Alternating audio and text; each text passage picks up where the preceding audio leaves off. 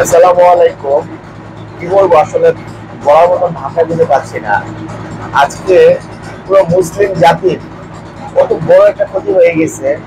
তো মুসলিম জাতি আজকে শোকাহত। আমরা এমন একটা লোককে হারিয়ে ফেলছি, যিনি কিনা শুধু একটা দেশের প্রেসিডেন্ট ছিলেন না, উনি এখন প্রকৃত মুসলমানদের বলতে পারবেন উনি মুসলমানদের জন্য কি ছিলেন। তারপর উনি একজন মাওলানা ছিলেন। আর ফিলিস্তিনিদের অনেক কিছু নির্ভর করতো ওনার উপরে। তো আসলে আমি গত পরশুদিন পর্যন্ত যখন শুনছি উনি নিখোঁজ, আমি নিজে নামাজ পড়ে পর্যন্ত ওনার জন্য দোয়া করছি, কারণ আমি ব্যক্তিগত ভাবে আমি ওনাকে খুব ভালোবাসি বা খুব ভালো লাগে।